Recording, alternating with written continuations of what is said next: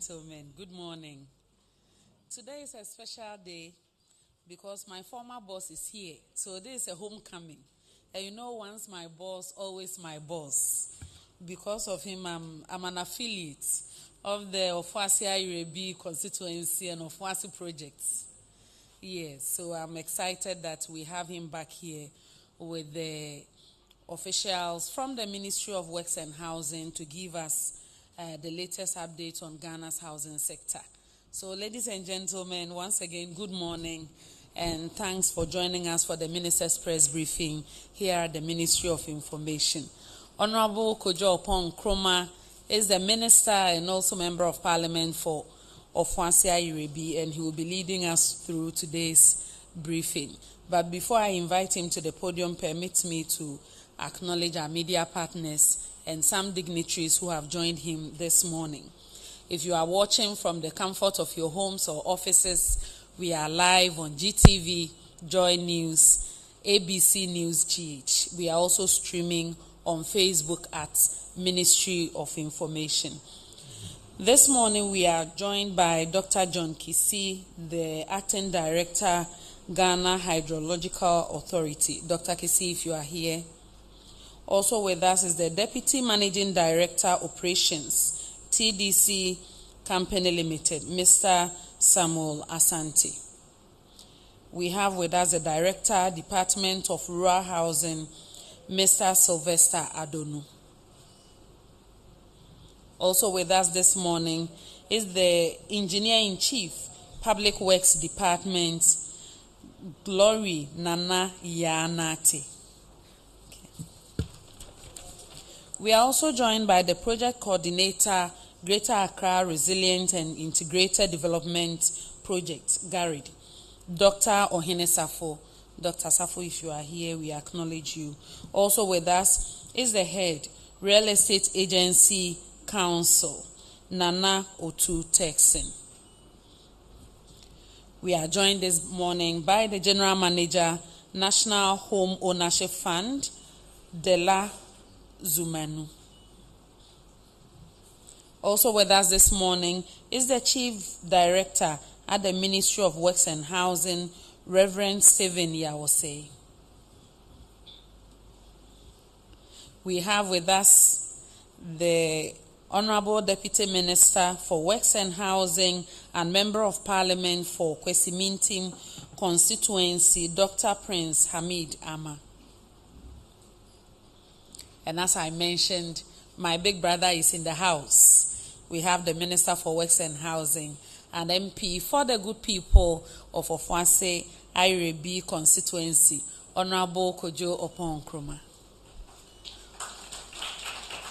On that note, Honorable Minister, we will take your presentation and come back for the second part, which is the Q&A session. Thank you.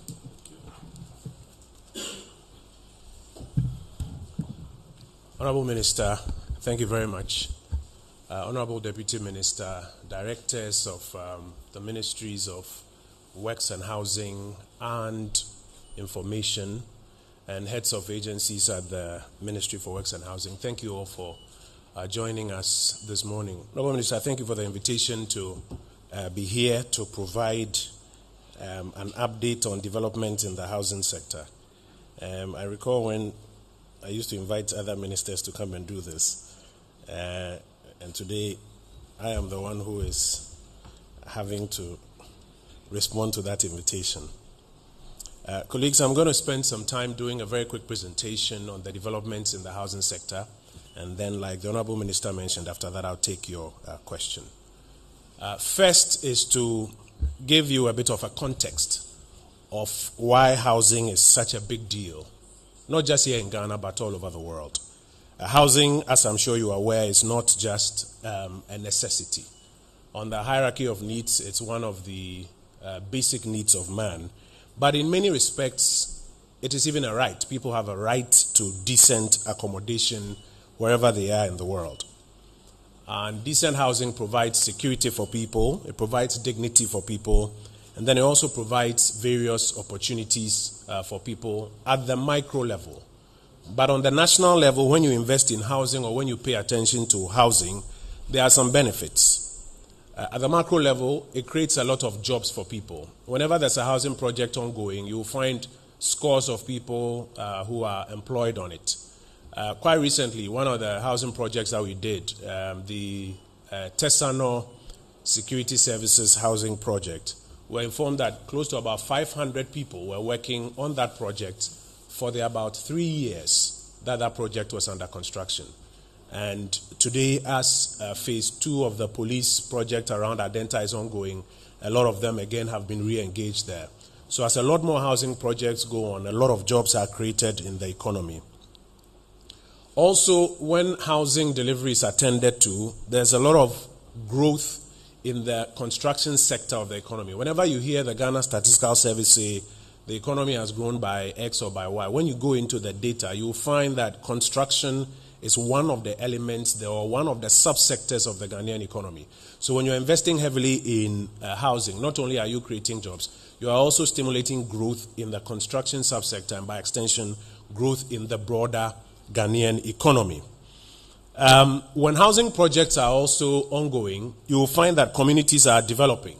So in the places where some decent housing projects have been put up, all of a sudden you find that that area becomes a developed area. Go to Tema Community 22, where our NHF project is ongoing. Go to Adenta, or go to any of the places where you find housing project. All of a sudden you find that development is taking place in that area. And then finally, when you pay attention to housing, you stimulate wealth creation for various categories of people. The individual who has bought that house now gets an asset class. He may have financed it with a mortgage or a loan, but very quickly he will have property worth 100,000 or 200,000 or 400,000. That helps him on the wealth creation ladder. He can then now take out value from that property and invest in another business or do other things. So you create wealth for individuals, for the companies that do the construction, the real estate companies, you are creating wealth for them. For the companies in the ancillary construction sector, those doing roads and sewage, etc., you are creating jobs for them. The banks that are financing it, they are also getting more money. So housing also delivers a lot of wealth creation, and that's why it's a big deal, not just in Ghana, but the world all over. Now, in Ghana's housing sector, there are a number of challenges that we are contending with, and I just want to highlight them before I get into the specific presentation of what we've been doing so far. One of the first challenges you'll find in Ghana's housing sector is the question of effective housing delivery programs. So in 2015, Ghana developed a housing policy. The policy spells out how we should go about delivering housing. But under that policy, you need specific programs that will help deliver the housing. One of the challenges that we've had in our republic over the years is that we've not had a lot of effective programs to deliver the housing. Sometimes we start, and then for various reasons, the project stall somewhere along the line. In fact, about 99% of the housing you find today is delivered by the private sector on their own. So they'll find their land, they'll raise their money, and they'll build. And by all means, by the time they finish, the price will be through the roof. Or people, buy their own land and then take their time over 5-10 years to finish putting up their building. So one of the first challenges is that unlike in other markets where you find a lot of programs to deliver housing in partnership with the private sector, we haven't had a lot of that in times past for various reasons. A second challenge is the challenge of construction finance. If you need to put up a project, these projects that cost about $50 million, $100 million, etc., getting the financing to deliver these projects on time is a big problem. How many real estate companies even can do these large-scale projects or can borrow? And how many banks can on their own here in Ghana finance some of these projects without having to syndicate or rely on other institutions? So construction finance has been a challenge. A third challenge has been affordability. We all talk about affordable housing, but the first part of the question is how affordable is the affordable housing? By the time you buy your iron rods and cement and concrete blocks, affordability begins to elude you. A fourth challenge is the infrastructure associated with housing. So roads, sewage, water, energy, communication, infrastructure becomes a challenge. There are many projects where you notice that they have even gone ahead to build a shell but you don't find the roads, you don't find the water or energy or other infrastructure. Saglem is an example. And the consequence is that by the time they are done, it becomes difficult to move people into it. Challenge number 5 is that even if you are successful in delivering on it, who is going to buy and how are they going to finance it? Housing is not a product that you usually buy off the shelf, that they are selling a building for $80,000 CD equivalent and you have $80,000 to buy. You usually need financing. You take a loan or something. But in Ghana, we have a very shallow mortgage market. The market is very, very, very small. And so we are not able to get a lot of financing. And if we can't get a lot of financing on the demand side, the real estate companies will do 3, 4, 5, 10, 12, and you don't get the supply that you need. And finally, the regulatory environment. Who is enforcing the building code? Who is ensuring that those who are taking money from clients that we are going to build for you, they're actually doing it? Architectural standards, engineering standards, who is enforcing all of those ones? So those are some of the challenges that Ghana's housing sector has been facing in times gone past. However, the good news is that in the last decade, between 2010 and 2021, we've been able to reduce our housing deficit by about 33%. We used to have a deficit of about 2.8 million units as at 2010. And in the last decade, we are now sitting at a deficit of about 1.8 within this period. It's been mostly delivered by private sector without any support from government. And what it means is that a lot of people are priced out at the end of the day. So what is delivered is still very high. And if you can't afford it, then you have to buy your own land somewhere outside the main cities and spend so many years in trying to put it together. And so at the Ministry of Works and Housing, we've been setting some priorities, focusing on which we believe will help us to bring the housing market into equilibrium, at least within the next decade. Over the last decade, we've done about 33% reduction.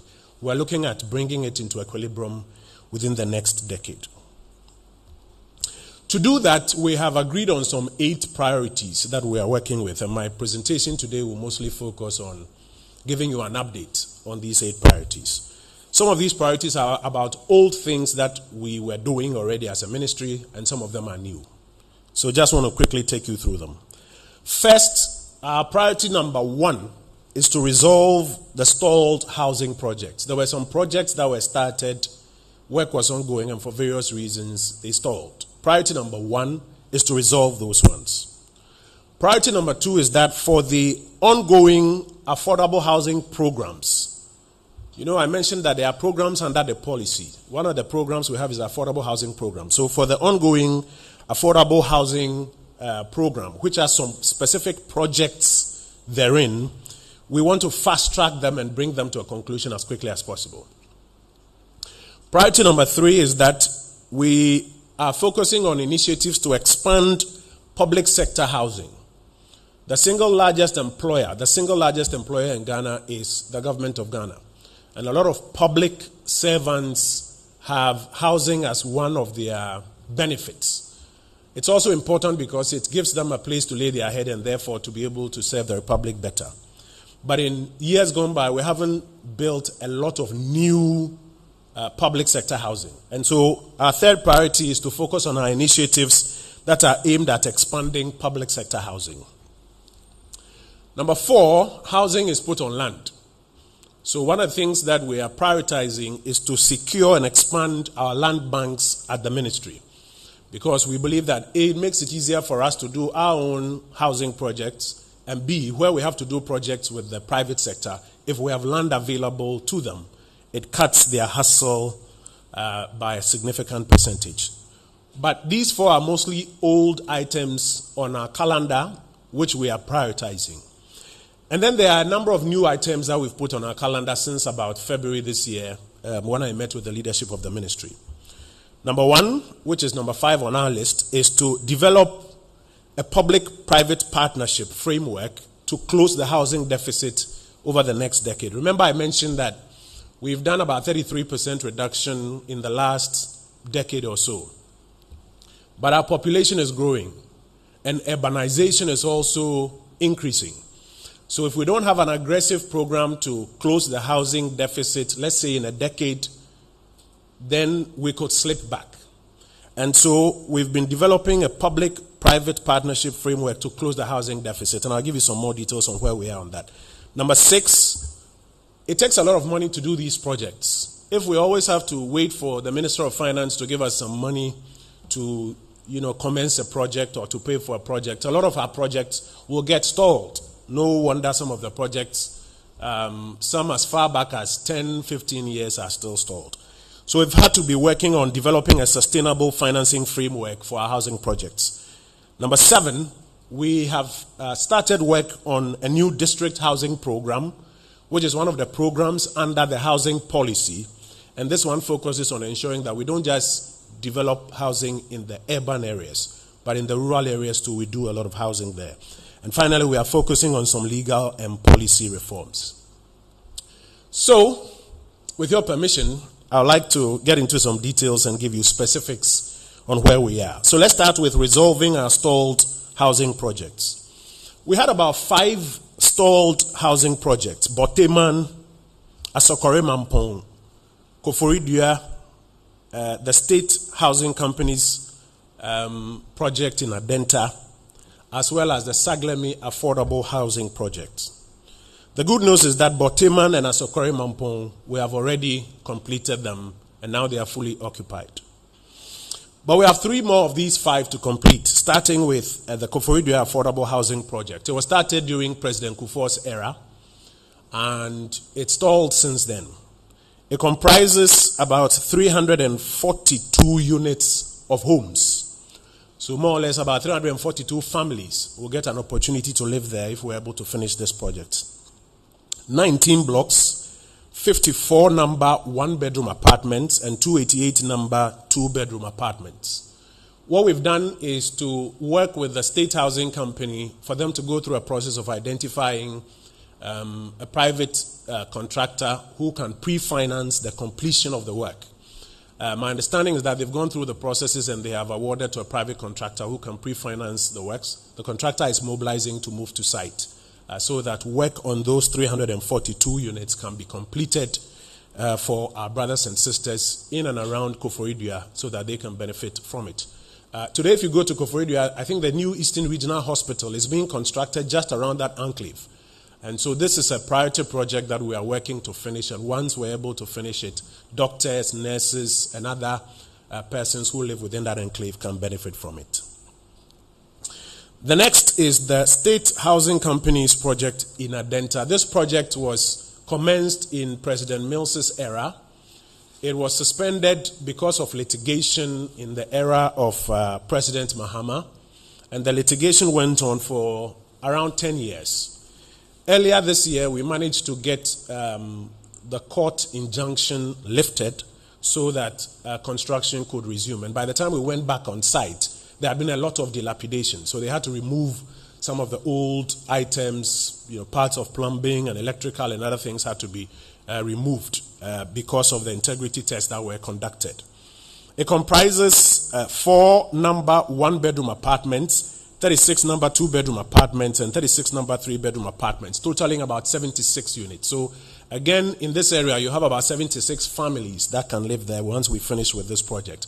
Work is aggressively ongoing. We've been on site about a couple of times, and the timeline to completion is December 2024. So we are working to finish that particular project. Number 3, which I know many of you are interested in, is the Saglemi Affordable Housing Project. 1,506 units of housing partially completed. Some are uncompleted, some were finished with some fittings in them. So 1,506 housing units out of 5,000 that was commissioned. Remember, the government of Ghana took a loan of $200 million to construct 5,000 units of housing. And the average price at the time we were told was going to be about $40,000 when they were done. As at the time we assumed office, 1,506 units were partially completed, some at the foundation level, some at first floor level, some the shell had been built, some the shell had been completed with fittings in it. But the horizontal infrastructure was missing. So you didn't have water, you didn't have sewage, you didn't have electricity. You had a road network within the enclave. We've been doing some work on completing that one. Cabinet in October 2022 gave approval for this project to be resolved after the initial investigations and the decision made that the persons who had handled the project had some questions to answer in court, because the $200 million was literally all paid out, but only 1,506 partially completed. So it took some years to do the investigation, and then the matter was sent to court. So October 2022, Cabinet approved for the resolution. In April 2024, the technical working group had done some work, and so we issued the request for proposals to the private sector. By May, after about 10 or so companies had come to inspect and had gone on site to receive the drawings, 5 of those firms brought in actual bids. As at September, 2 companies have been shortlisted by our transaction advisors, and they have ferried the details of those 2 companies to us.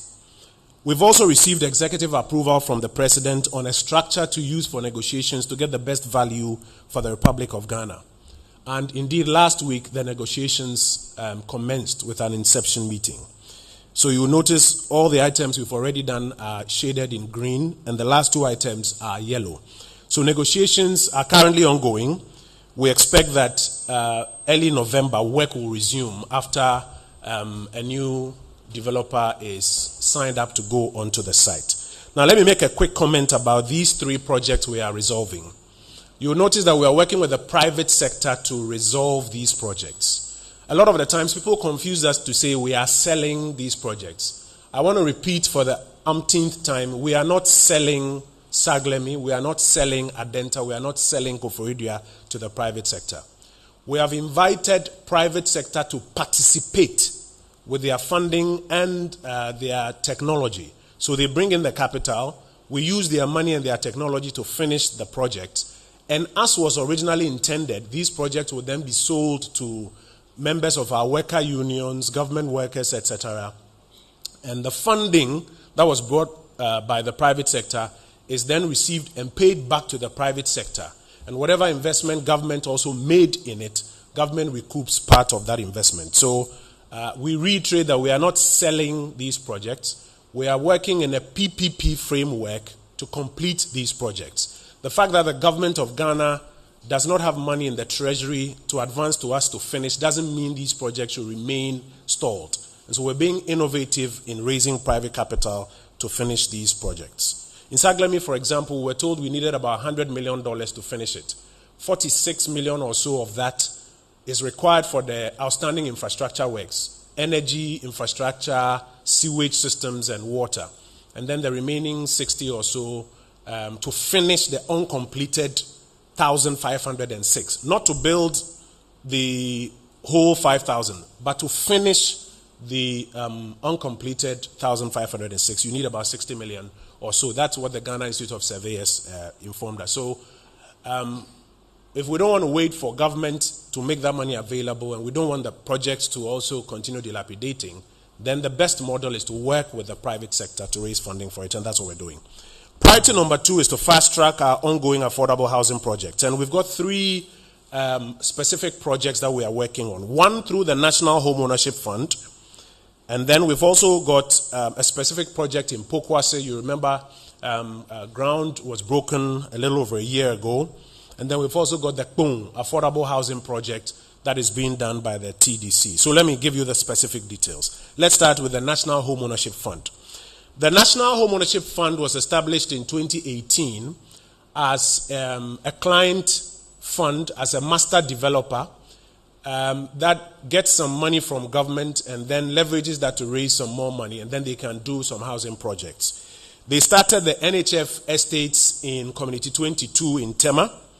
And because of the model that they adopted, they've been very fast in developing those units. The first phase delivered 204 units. It was inaugurated by President Akufo-Addo, I think, in 2020. The second phase, 201 units. That's also been completed, and they are now occupying. And from about April this year, we started work on the third phase, 129 units on the third phase. We started just this April. And if you go there today, we've gone past 65% completion of these 129 units. Some have been roofed, plastered, doors are being fitted there. And it's particularly because of the kind of model that they are using. And I'll speak to that model as we move along, because we believe that that is a model that we must use going forward. So if you go to the NHF estate in Tema Community 22, you find 534, am I correct? 534 units of homes that are there in the first 3 phases. And we are working with them to also do some more. They are doing a few other projects in other parts of the country. We'll speak about that shortly. But under the affordable housing program that we are fast tracking with them, this is one of the success stories. In Pokwase, we are working on 8,000 units of homes.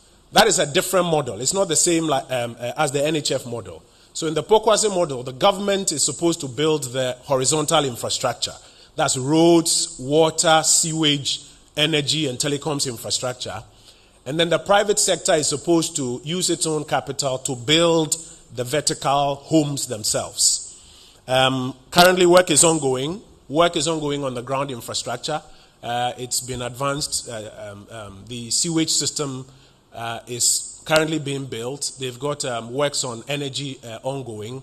And then they've also got works on the water system that they are working on.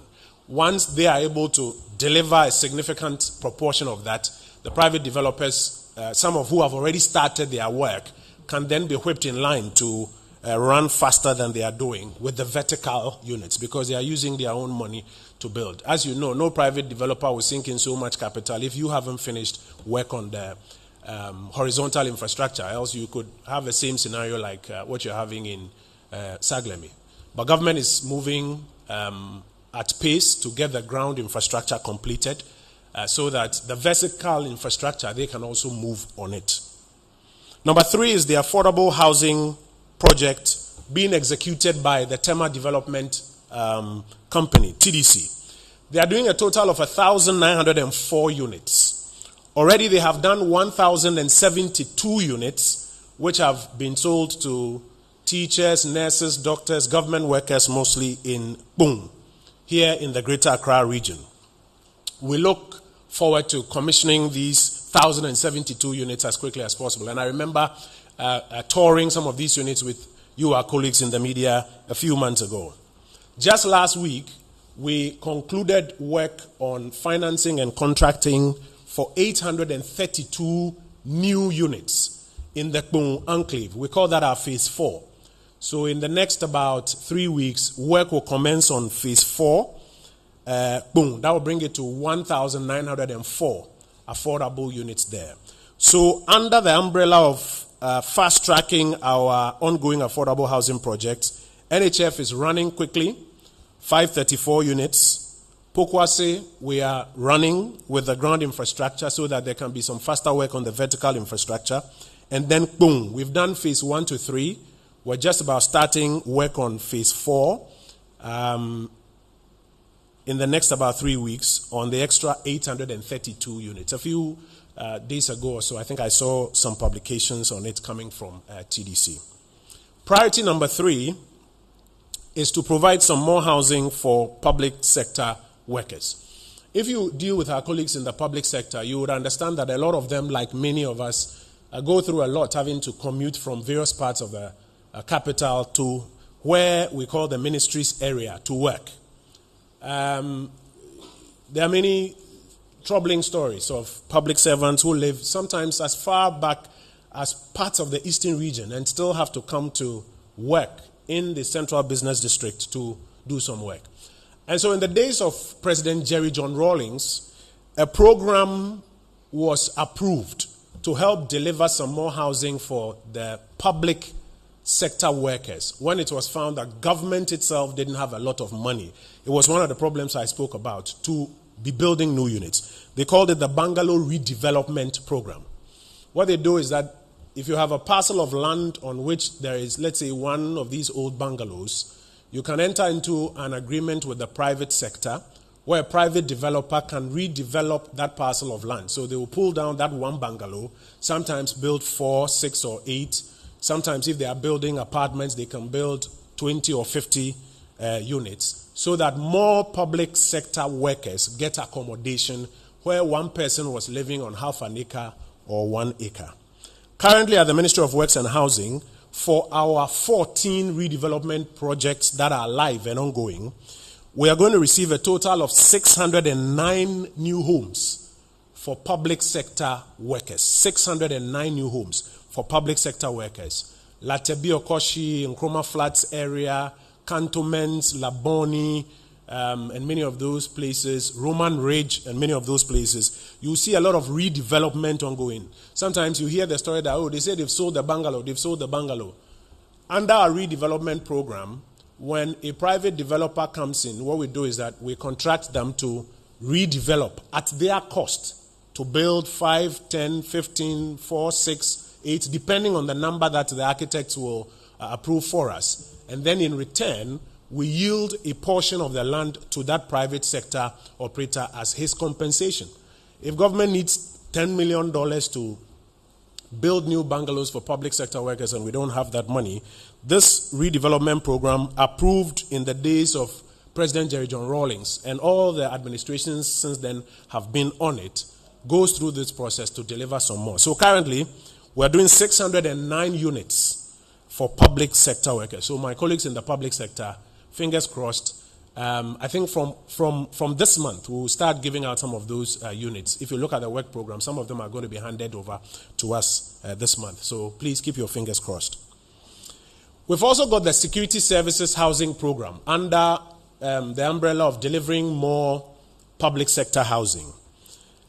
Since 2017, President Akufo-Addo's administration has delivered 1,000 homes to our security services under the public sector housing program. We initially did 368 homes to the Navy at the Naval Command in Tema. And then we did phase 1 of the police housing estate in Kwabenya. That was 312 homes. And then a few months ago, we did 320 units to the Ghana Police Service in Tesano. Currently, we are working on phase 2 in Kwabenya, so we'll be adding some more to it.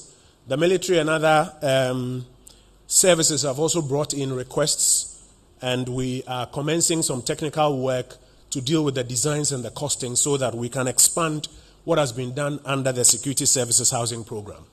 But this is one of the significant things that has been done. 1,000 homes in the last 7 years just for the security services. This is excluding the 1,000 by TDC, excluding the 534 by NHF, etc., etc.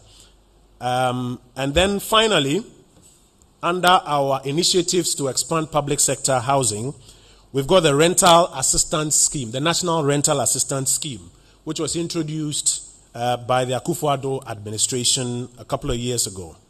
Now, what that scheme does is that it makes money available to prepay the rent advance for salaried workers so that they can service that payment on a month-by-month basis. Currently, we are operating, or we've divided the entire country into 6 operating regions for purposes of coverage. And so far, 2,336 Ghanaians or Ghanaian families have benefited from this. 2,336, where their rents have been prepaid, and then they have been servicing it on a month-by-month basis. We've spent about 30.4 million Ghana cedis in this program, and the money gets recycled because the beneficiaries pay it back on a month-by-month basis, and then we're able to recycle that money. So it's not expenditure. It's actually an asset creation because it's an investment, and when they pay and they pay the interest on it, the float grows beyond the principal. We have a 100% recovery rate. That's the good news about this program. And what we are looking to do from 2025 as a government is to expand the coverage from the 6 operating regions now to break it down fully into the 16 geographic regions of the country, and then also to increase the budget so that a lot more people beyond the 2,336 can benefit. So, colleagues, this is the update on our first 3 priorities. Priority number 4 is our land banks. As I mentioned earlier, all housing is built on land. That's why the lawyers call it immovable property. One of the things that is inimical to the housing sector in Ghana is our land tenure system. If you speak to the private developers, they will explain to you that one of the problems is acquiring land. Sometimes you buy the land and then you have to fight land guards, and sometimes you have to pay 3 to 4 times to different segments of the family before you can even get custody of the land to develop the project on it. As a result, the government of Ghana, through the Ministry of Works and Housing, has acquired 51,000 acres of land across the country to ease the access to land question for developers. So for us as an administration, for us as a government, when we want to develop projects, we have about 51,000 acres of land at our disposal. We are also able to make part of this land available to the private sector if they will go into a partnership with us. So in Pokwase, for example, the 203 acres that we are using is part of this 51,000 acres government land, and we have made it available to the private developers so that they don't have to buy the land or struggle to get title to the land. And they can therefore take away the land costs from their total cost, so that the question of affordability, particularly on the supply side, we can go closer to that one. So we have taken steps to secure documentation to a great part of our land assets. We are also physically moving to protect some of these land parcels, especially places where we think there is a threat of encroachment. We are also engaging with the allodial landowners, in particular for places where we haven't completed paying the compensation, and we are commencing processes to pay the outstanding compensations for those processes. But this is a big deal for us because it helps us to take away a major challenge in the housing sector, and we are keen, therefore, to ring-fence our assets. Priority number 5, which is one of the new things we are working on now, is to develop a PPP framework to close the housing deficit. Now, if you go to 2015, Ghana approved what we called a housing policy. And the housing policy in 2015 said that if we keep waiting for the private sector alone to find their own land, buy their own materials, and build, affordability will elude us. And so we should work between the public sector and the private sector to be able to deliver on affordable housing. Now, since then, a number of housing programs were developed. First is the Affordable Housing Program.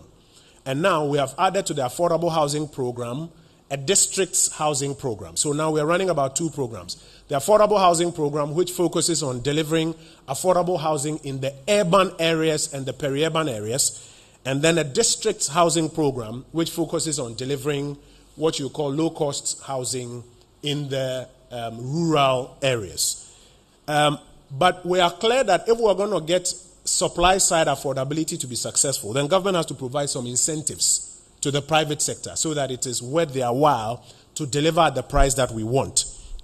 And so to get affordable housing, whether it's in the urban or peri-urban or rural areas, using whether the Affordable Housing Program or the District Housing Profile, a set of incentives have been agreed to, and I want to outline these incentives. We've divided them into 2. Supply-side incentives to ensure that we're able to get affordability on the supply side, and then demand-side incentives. So quickly, let me take you through the supply-side incentives. First is land, and I've explained that already. We've got in our custody about 51,000 acres of land, which we have taken steps to secure so that we can make it available as our equity that we are making available to the private developer in the project. And the private developer, therefore, doesn't have to buy that land, and it will reduce the cost of the project. Number 2 is horizontal infrastructure. So we've learned lessons from Saglemi. As a government, we've learned lessons from Saglemi. We've learned lessons from Pokwase. We've learned lessons from Kpung and what the NHF is doing. And so we are partnering with other ministries to deliver the horizontal infrastructure. What it means is that road, water, electricity, sewage, communication infrastructure, even we at the Ministry of Works and Housing no longer need to do it at our cost. Neither does the private developer need to do it at his or her cost. Working with the other ministries, we are prioritizing the budgets of those ministries for these areas where you have large-scale housing projects coming up. so that they can deliver those. We're told that it sometimes costs about 30 to sometimes 50% the cost of the project just to do the horizontal infrastructure. And so if we're able to prioritize the budgets of the other ministries, departments, and agencies to deliver on these enclaves where large housing projects are coming, then we don't need to burden the private developer with that budget.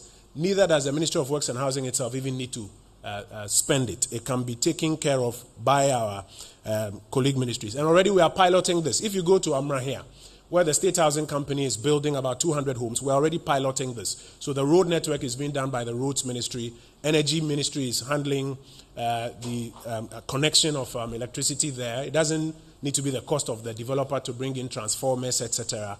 And then the other horizontal infrastructure being brought in. So between the Ministry of Works and Housing and then the other ministries, we are working to reduce about 30 to 50% of the cost of these projects just by policy collaboration. Number 3 is to ease the regulatory compliance. So if you leave a developer on his own to comply with the regulations, sometimes the costs end up being a bit high, and the difficulties in going through the administrative processes end up being high.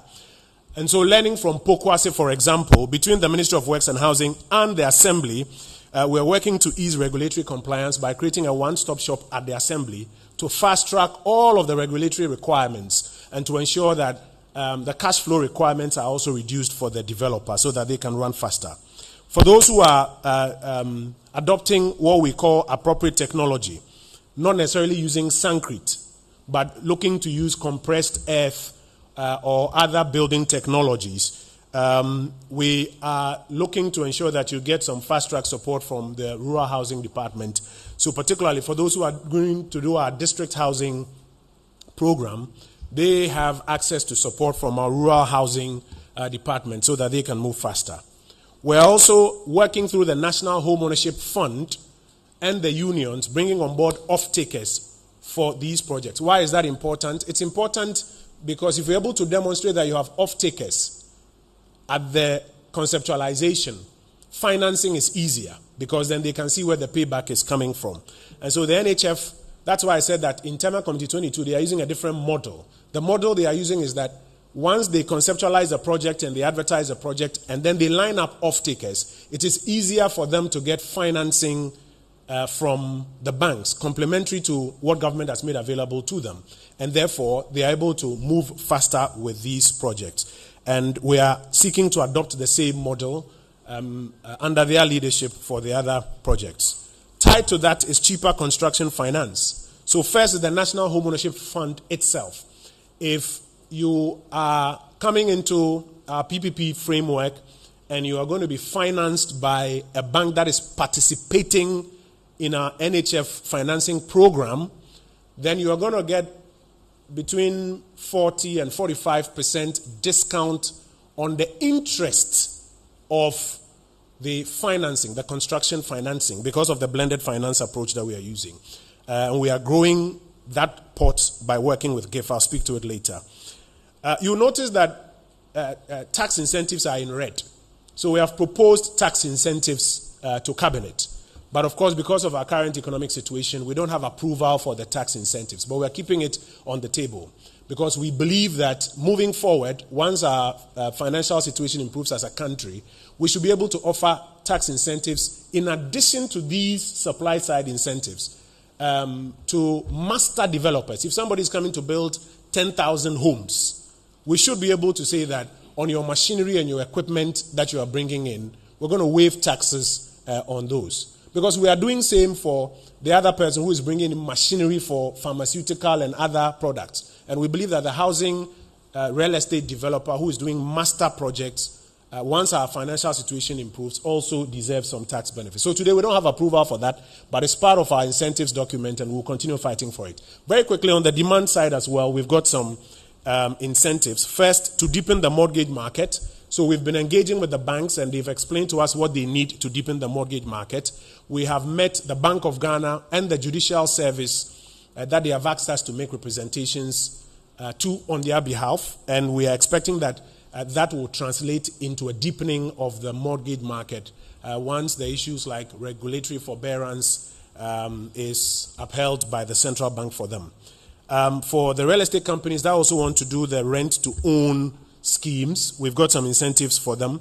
I've already mentioned an expansion of the National Rent Assistance Scheme from the 2,300 beneficiaries to a lot more people. And obviously that will help on the demand side. And then the Real Estate Agency Council has now been set up. And as part of their work, they will help on regulating the marketing so that there's real pipeline that developers can look to. Why is it important to deal with the demand side incentives, especially mortgages? Because we don't want people struggling to pay the equivalent of $80,000 or $100,000, because then that is not affordable on the demand side. But if we deepen the mortgage market, you can still buy that same building spread over 20 or 25 years. In fact, with the model that we have piloted with the National Home Ownership Fund Phase 1, it was a CD denominated mortgage. And as a result, recovery has been 100%. Because it was a CD fixed interest rate, CD denominated fixed interest rate mortgage.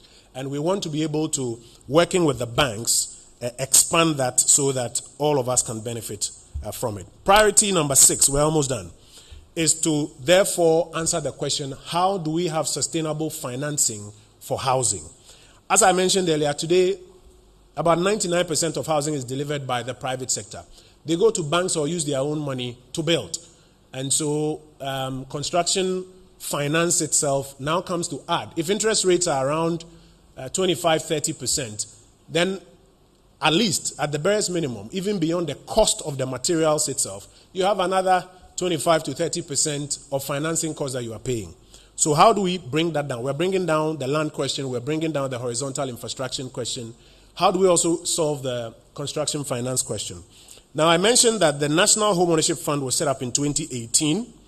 Very innovative financing. They get some money from the central government, and then they work with the banks by making that money available to the banks to leverage it to raise some more money with blended finance. The interest rate, therefore, comes around. And that's why I'm saying that you get about 40 to 45% reduction in that interest rate if it is from a bank that is participating in our program. What we now want to do is to expand it for them to get some more money, because there are years in which government budget is constrained and they may not necessarily get disbursements, and therefore that limits how much financing they can create. And so working with the Ministry of Finance, and I want to thank Minister Amin and his technical team immensely for their cooperation with the Ministry of Works and Housing on this project, we have come up with a model to have the Ghana Infrastructure Investment Fund set up a sub-fund for housing. And I quickly want to explain to you how this model works. This model is supposed to support two types of projects. A, purely private projects. So if the private sector wants to deliver more housing on their own, they can tap into financing from this model. And then when government is doing its affordable housing project, we can also tap into it. Now, once a project is conceptualized, the project is put into what we call a deal book. That spells out the number of units, the housing, and client requirements, the pricing, schematics, everything. That deal book is then submitted to GIF. So GIF will now receive this deal book that says we need $70 million or $50 million or $20 million for this particular project. As I'm speaking to you now, in Kumasi, Otumfuo gave us about 200 acres of land, and we are very grateful to Otumfuo for that 200 acres of land for affordable housing. They are working on completing the deal book to make available to GIF that this is the cost of that project. And then GIF will issue an investor memo to the housing funds locally and globally.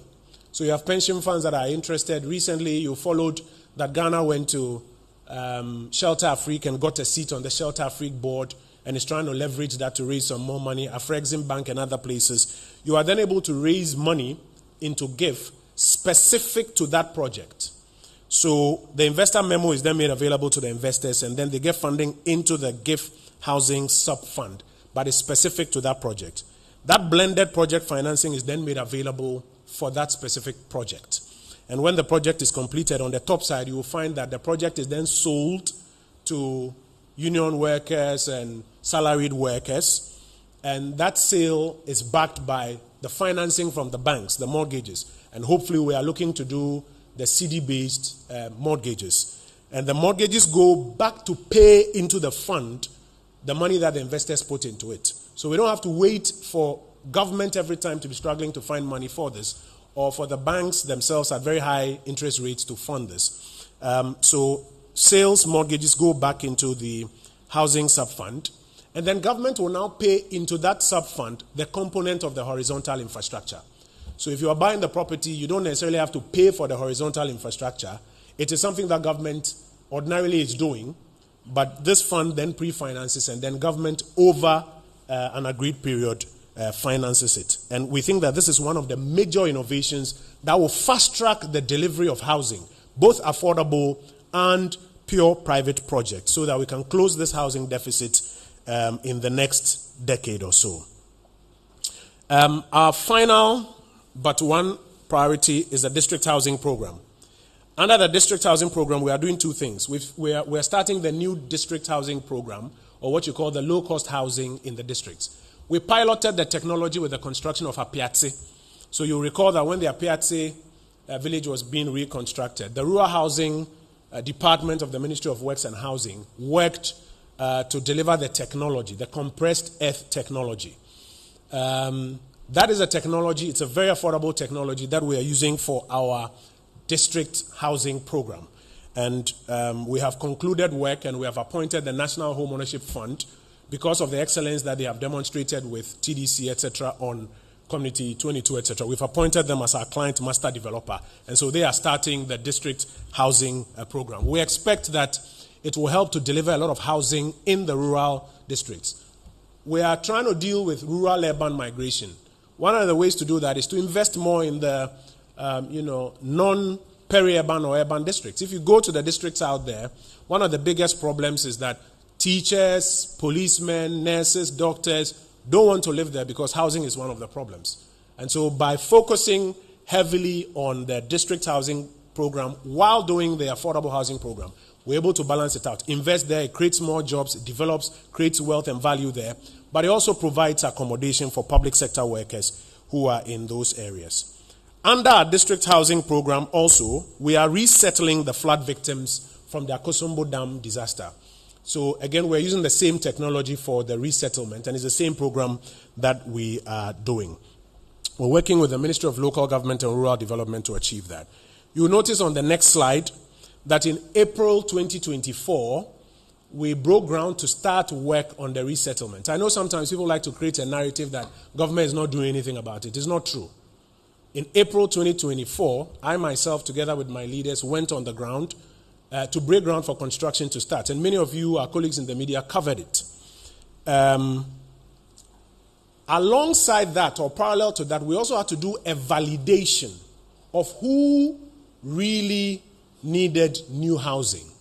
A lot of people came forward claiming that their buildings had been destroyed and therefore they needed new buildings. So we had to send the whole team, BNI, LUSPA, NADMO, to go there and do validation. So the validation exercise is done by, you come and stand by your collapsed building or where it was. The local assembly member, unit committee members can all validate that it's true, this is where your house was. BNI and everybody, we are there. We're able to validate your Ghana card, and then we're able to take.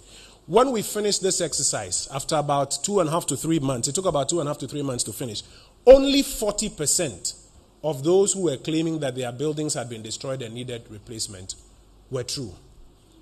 Only 40%. In fact, it was 38%. We then rounded it off to 40% to accommodate for those whose buildings were not destroyed but will need some support to repair their old buildings. So we say 40% of them were validated.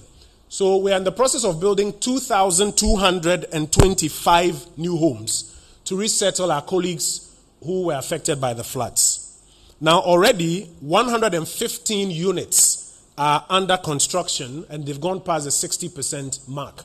Those are the units that I went to break ground for in April 2024. 115 of those units. We have also approved phase 2 of 1,010 units, and we've received the commencement certificate for phase 2. Currently, we're going through the PPA and the land acquisition processes so that actual construction on the phase 2 can happen. And then we have made an application to Cabinet, because obviously 1,010 plus 115 is not equal to 2,225. So there's a difference. We've made an application to Cabinet to approve a program for us to finish the third phase as well. On the 5th of September 2024, which is 8 days after I appeared before the Assurances Committee of Parliament. Remember, we had mentioned that we'll be there in 14 days. Within 8 days, we were there, as you can see to the left side of my screen. Myself and the regional minister were there. We met with the consultants and the contractors and the entire technical team. We were then on ground to inspect the physical building units, and where we even thought that some more attention should be paid to the quality of work. I have written under my hand to the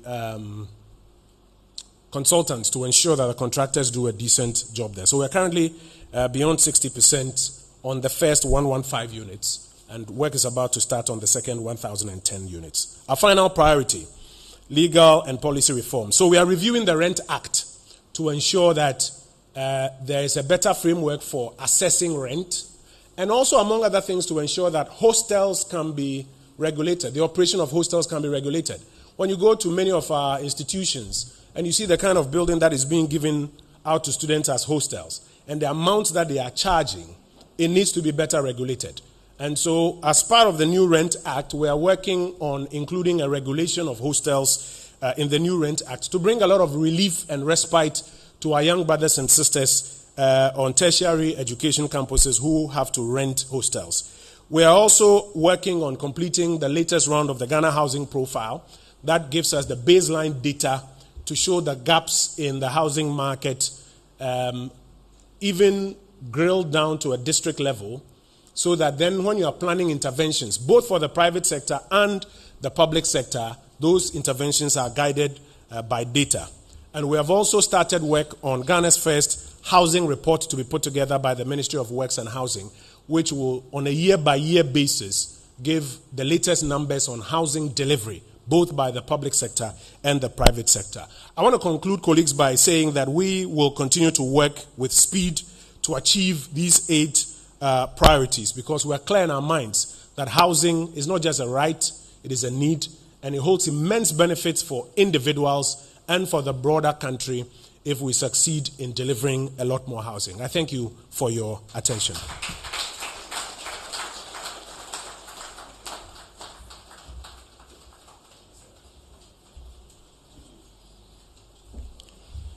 Thank you so much, Honorable Minister, for the insightful presentation. You know, this podium is for Minister. You saw how comfortable he was, how he was flowing. But I was really impressed about the positive developments when he started talking about the 8 priorities. And among them is really the 1,000 homes delivered under the Security Services Housing Program. You wouldn't appreciate how impactful that program is unless you have a relative who is a police officer or a military man living in the barracks. In fact, when you see the condition that some of them live under, you would know that this was a very important project which should have been executed decades ago, not now. But I'm happy that we are catching up and all these beautiful homes are being delivered to the security services. Honorable Minister, another one is the 1,904 housing units completed by TDC. We always talk about decongest Accra, but we forget that we have a city ride across the highway or the motorway. And this project and the rate at which they have executed it will give relief to a lot of public servants. People can stay in Tema and come to work downtown rather than everybody looking for a place to rent within Accra. And also, as you eloquently mentioned, Honorable Minister, the District Housing Program, I believe it's one of the most impactful projects that have been designed by the ministry, because so many people refuse posting to rural Ghana because of housing. And even if you don't live in a rural area, when you have a funeral or any activity that sends you to some of the districts. I remember there was a time I joined a delegation to one of the districts in Oti region. And we struggled the whole day, even hotel. We couldn't hotel us in hotel that will meet like a 300 Ghana cedi budget hotel in Accra. We couldn't find. So the challenge in some parts of the country are real, and I'm excited that Honorable Minister and his team are resolving it. And for the youth and urban dwellers, there is no better news than the rent assistance scheme, because to find 2 years rent advance or even a year's rent advance is not easy. And I'm excited that the project has actually taken off and over 2,000 Ghanaians have benefited. So on that note, Minister, I'm advocating for you that they should give you more money. They should put in more money so that that scheme can cover a lot more beneficiaries, especially in Accra. Honorable Minister, on that note, we'll take questions from the audience. Ladies and gentlemen, if you have any question, this is the best time to ask. Kindly show by hand. David will bring the microphone to you and then you can ask your question. Nana.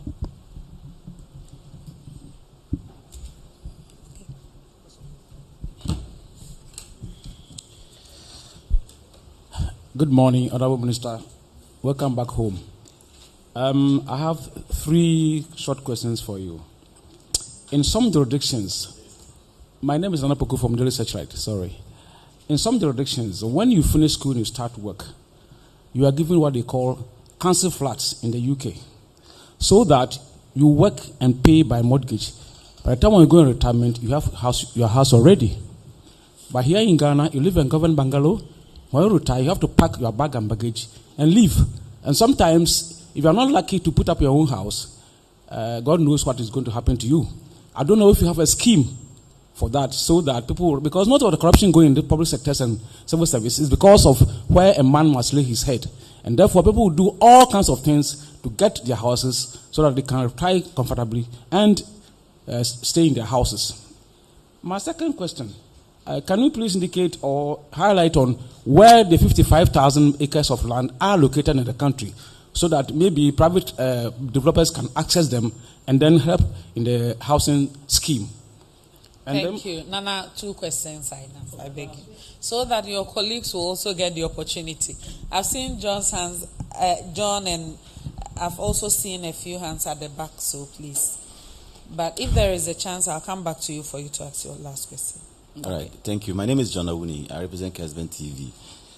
Minister, how will the ministry ensure that the housing development are affordable to low middle income families, given that about 80% of working population engages in informal economic activities? And also, you mentioned the private participation in this area. What are the incentives that will encourage more private participation in the housing sector, so that at least they can benefit for whatever investment they get in to help eradicate the problems of housing? Thank you. Thank you for the question.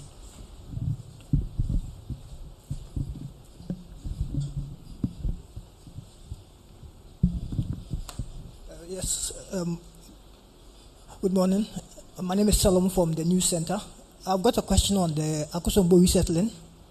I do not believe we got specific timelines by which the victims will be settled. So could you provide that information? How soon can we expect to see the victims of the Akosombo flooding being resettled? Thank you. Thank you for the question, Salom. Are there any hands? Okay. If not, I take that to be the last one. Then, Nana, please, you can ask your 3rd question so that we can invite Honorable Minister for his responses. Thank you, Honorable Minister. My last question has to do with, we sort of name some houses affordable, but God knows whether they are very affordable or not. Because in the end, we get people who are well-to-do to buy the houses and rent them to the same poor people. And so I don't know how affordable it is. So what can be done? Because when you finish the housing projects, like I'm saying, people who can afford it, because the estate developer wants his money back, and therefore the same rich people go and buy the houses and rent the houses back to the poor people. What is being done about this situation? Thank you. Thank you for the questions, Honorable Minister.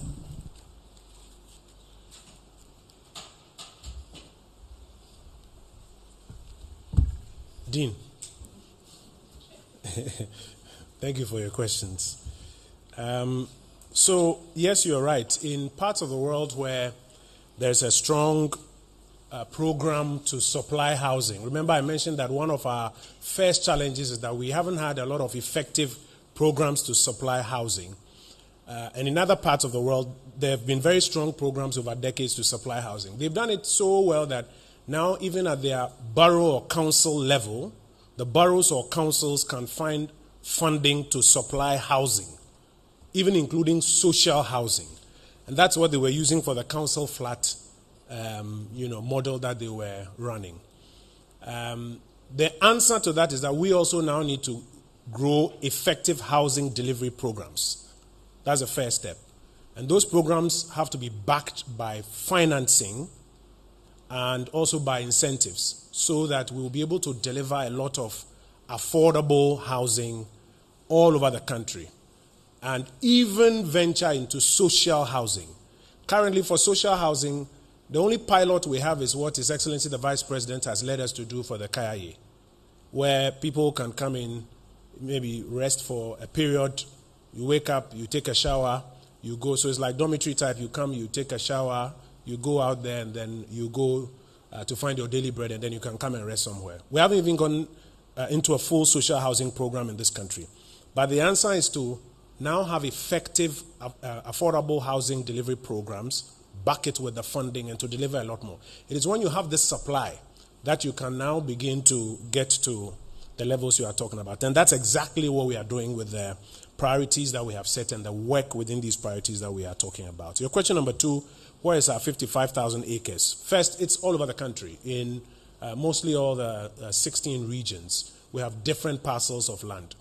Second is that we currently at the ministry are going through a project to digitize the assets of the ministry, all our bungalows and all our land, to put them on a digital repository. So that, for example, even when government workers are looking for bungalows, they don't have to come and see the minister. You can go online and then you will find, and then you'll be able to apply. As part of that digitization project, the full itinerary or the full list of where our lands are situated will also be made available, so that private sector players that want to come, even with their own packaged deal books, as I mentioned, can decide that I want to do mine in Oti, or I want to do mine in Western North, because I've seen that government has these lands that they are making available to private sector for partnership. So once we get approval from the PPA to procure the digital database to put all of these out there to be available for the public. In the meantime, private developers are welcome to make any requisition, and we will respond accordingly. After all, we have the RTI Act, so if they ask, we'll make information available. We also want to discourage the old practice where, even when you have affordable housing, the same rich people buy it in block and then end up selling or renting it out to the middle or the lower classes. And that is why using the National Home Ownership Fund model, they deal with the unions in particular and salaried workers. And when you are making an application, that application is backed by some data. You have a national ID card, your employers are known, your salary is known, the bank that is underwriting the purchase for you is known. So it becomes easier for them to weed out people who want to buy these projects in bulk and then sell or rent it out. Indeed, let me serve notice that when we are done with Saglemi, our priority is to sell to government workers, teachers, nurses, physician assistants, doctors, military, police, fire, and other salaried workers who can get a financing mortgage from their bank and then pay. We don't want to get into the situation where the same rich people come buy it in bulk and then they start either renting or selling it out. And that's a model that the NHF has already piloted in Committee 22. And that's why we are saying that for some of our major developments, we have appointed them to be our client master developer in that area. There was a question about affordability from, I think, the News Center. Affordability, as I mentioned, is a two-sided coin. There's supply side affordability, and then there's demand side affordability. The two must come together to make the property affordable to you. So on the supply side affordability, I've already explained to you what we are doing about land, what we are doing about the horizontal infrastructure, what we are doing about the other incentives that we can give to ensure that at the end of the day, the building is not costing you an arm and a leg. For those who bought properties in the private estates some 10, 15 years ago, you pay for drainage and road and everything else, and the land and everything else associated with this. Now, under our new model, if we're able to make land available to you so you're not paying for it, do the horizontal infrastructure, you are not paying for it, take away about 40 to 45% of the interest on construction finance because of NHF and GIF, then we are bringing supply side affordability to a real affordable level. But even beyond that, on the demand side, we believe that housing is not something that we should encourage people to look to find $50,000, $70,000, $80,000 city equivalent to buy en bloc, as is the practice today. And to achieve that, that's why we're working with the banks to ensure that they can also then now use their core deposits to underwrite a lot of CD mortgages, like we've already piloted with the National Home Ownership Fund. I mentioned earlier that to achieve that, they asked us to engage the Bank of Ghana and the Judicial Service on their behalf, which we have done, and we are hopeful that it will translate into the results that we are expecting. The coverage ratio is about 30%. So for the mortgage side, you should be a salaried worker, where about 30% of your salary should be able to cover the monthly repayment for the particular mortgage. If you are not a salaried worker and you are a business person, let's say a private business person, your business record should be able to demonstrate to your bank that at least about 30% of your profit, whether it's on a monthly basis or so, can cover your mortgage. So the coverage ratio hovering around 30%, you must be able to demonstrate to the financial institution so that they can cover for you. How soon to settle the Akosombo flood victims? As I mentioned, we've started work on phase 1. Phase 1, we expect that by the end of November, that's the timeline that the consultant and the contractors have given us. They tell us that by the end of November, they should be done. That's the timeline the contractors and the consultants have given us for phase 1. Phase 2, as I mentioned, we are going through the processes to commence work on phase 2. So when we are commencing, we'll be able to announce a timeline for the conclusion of phase 2. And phase 3, I've mentioned to you that we are before cabinet asking for funding and approval so that we can start that one as well. At the time that they are starting that one, we'll be able to give a timeline for the conclusion of that phase as well. What we have now is phase 1, and the timeline that they've given us is the end of November. Thank you.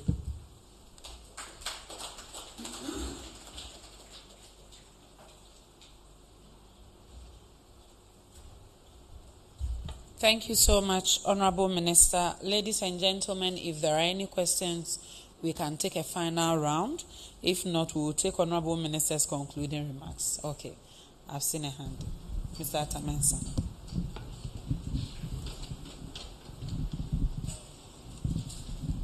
Yeah, thank you. Atamensa from JNE. Yes, regarding the Akosombo village, then the construction of housing units for them. As you rightly said, after validation, about 40% came out that they had their building destroyed. And in total, you said about 2,225, but you have started with 115. I want to find out, does it mean the number of people who had their property destroyed are 2,225? I want to find out if you can clarify for me. And then how much is government intend to spend in completing this total housing for the victims? And then my second question is with regard to code, regulation of code in the housing sector. In recent times, you have observed a full house after some time it collapsed. Recently, we experienced some in Kasua, where a building collapsed and 4 people died. You have experienced these things over the years. What measures are you taking in place to enforce the regulation, to ensure that proper things are done to avoid these disasters? Thank you for the questions. Yes, please go. All right, thank you for the opportunity. My name is Eko Saki with Metro Television. The Honorable Minister mentioned that 609 new homes will be given to public workers this month. For the sake of clarity, I want to find out if this September or November, because today is 30th. Okay, thank you for the question. Are there any hands? Okay, Honorable Minister, I take that to be the last question. So we'll take your responses and also your concluding remarks.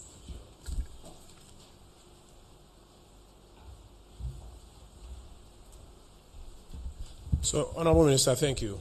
I always say that words have meanings. So we have to pay particular attention to the words that we speak.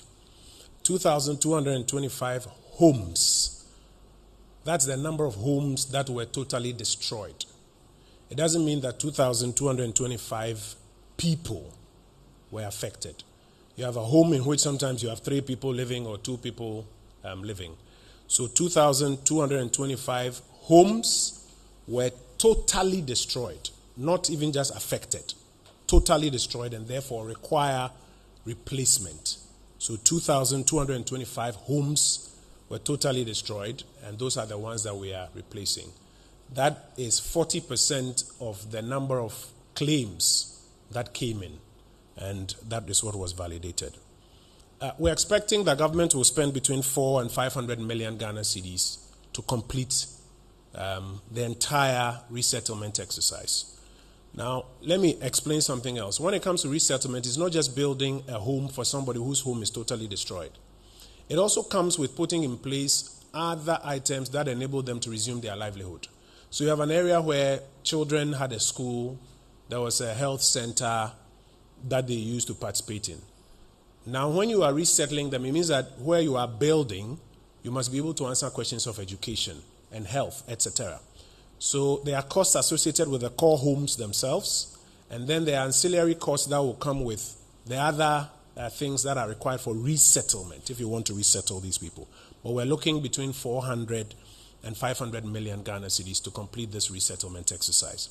Already, we have been given commencement certificate to commit government to 200 million. And I think it's very important because sometimes these things get misreported. You hear somebody say that they say they've given them 200 million. No, they've not given us 200 million. We have been given commencement to commit government to the tune of 200 million, and that government will pay. And so that is the one that we have started with 1,010, and then the first 115. We are before government asking for further commencement approval so that we can finish the residual units. And it's important that we explain it well for the public to understand. I very much love the question of the building code that you raised. It's very dear to my heart. I had a very traumatic experience in my childhood days about a worker I knew who fell from a building and died. And you know how those things can have a lasting, traumatizing effect on you. So when I got to the ministry, one of the first things we were asking was about this building code and health and safety at work sites.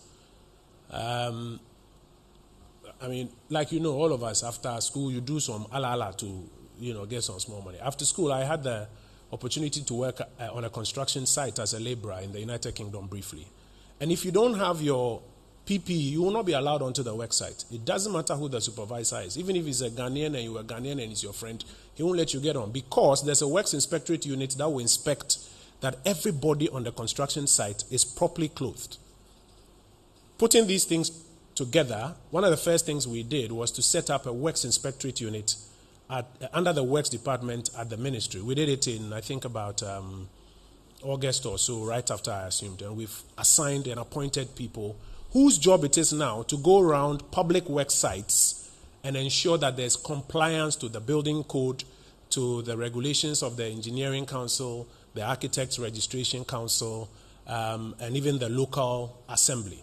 In fact, I led some of those visits to parts of the eastern region where, right before us, we saw construction workers who were using kangos and other machines and were not even wearing hard boots or hard hats. And so we have started some work on it by putting in place a works inspectorate unit. One of the things that we've also assigned the Works Inspectorate Unit to do is to check for all public buildings that are not complying with the Disability Act. Ghana passed the Disability Act that requires that disability access is provided in all public buildings for persons who are disabled. But there are many of our public buildings that still, even after the 10-year moratorium, are not complying. Many of our ministries, departments, and agencies and public buildings are not complying. So the other mandate of the Works Inspectorate Unit is to go out there and check. And there are penalties in the Disability Act. You can be fined by the courts if you are an owner-occupier of a public building and you don't comply with the Disability Act. So working with the Attorney General's Department, what we've agreed is that when the reports come from our Works Inspectorate Unit, we'll forward it to the AG's department for them to prosecute owner-occupiers of public buildings who are not complying, so that you pay the fine, I think it's of about 6,000 cedis or so, in accordance with the penalty unit. We never know when any of us will be disabled. President Kufuor told us that when he was passing the Disability Act, he never imagined that he himself will someday sit in a wheelchair. So it's something that we today who are abled and walking on all twos must pay attention to. And that, in addition to health and safety at work sites, forms part of the mandate of the newly established Works Inspectorate Unit under the Works Department of the Ministry of Works and Housing. And I'm very happy that you asked this question. It's something that we are keen on. Again, words matter. I did not say that we will be giving out 609 new homes to public servants this month. I didn't say that. I said we've got 609 new homes under construction for public servants. And that from October, we will start receiving some of those units and handing the ones we receive over to the public servants who have already made applications and are on the list. So again, 609 homes under construction for public servants. From October, we'll start receiving some of those units and we'll make them available. Colleagues, I want to conclude by saying that the importance of the housing sector is not lost on us. If you look at what they did, I think, in America after the Great Depression, I think it was Roosevelt, where they introduced what they call the New Deal. One of the major pillars was to invest heavily in construction. Because when you invest heavily in construction, you are creating jobs, you are growing the economy, you are developing new areas, you are creating wealth for a whole value chain of people.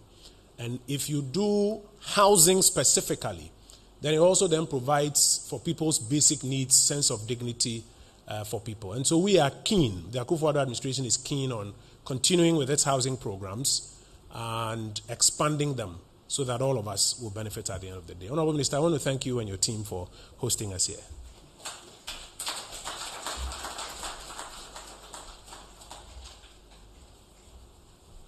Oh, a bigger round of applause for Honorable Minister. Honorable Minister, Honorable Deputy Minister, ladies and gentlemen, thank you so much for attending upon invitation. This is an eye-opener, Honorable Minister.